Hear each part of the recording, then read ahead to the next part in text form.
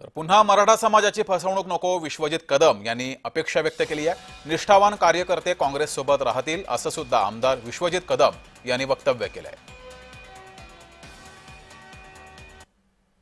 मनोज जरांगेंची मुंबईला धडक मारली, लाखोच्या संख्येने तिथे लोक उपस्थित होते। काल जो काय तोडगा त्यांनी उपसमितीने काढलेला आहे त्यातनं ते आता जाहीर झालेलं आहे। 8 पैकी 6 मागण्या त्यांनी मान्य केलेल्या आहेत। हैदराबाद गॅजेटचा प्रश्न आता सुटलेला आहे, त्यातनं मराठवाड्यातल्या मराठा समाजाच्या बांधवांना मोठ्या प्रमाणात दिलासा मिळेल।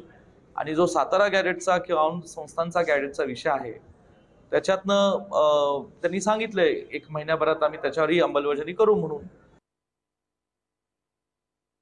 जसं विशालजी खासदार असल्यामुळे त्यांचं पार्लिमेंटचं सेशन असतं, माझंही तसं विधानसभेचं सेशन असतं। आमच्या कुटुंबामध्ये 2 दुःखद घटना घडलेल्या होत्या आणि या सगळ्या सेशनच्या कालावधी आमच्या कुटुंबातल्या 2 दुःखद घटना ह्यामध्ये काही गोष्टींना आम्हाला वेळ देता आला नाही, हे खरं आहे। पण कार्यकर्त्यांशी आमचा सगळ्यांचा संपर्क आहे, विशालजींचा आहे, माझा व्यक्तिगत आहे, डॉक्टर जितेश कदमांचा, आमचा सगळ्या जमादार सरांचा, सगळ्यांचा आमचा संपर्क कार्यकर्त्यांशी आहे।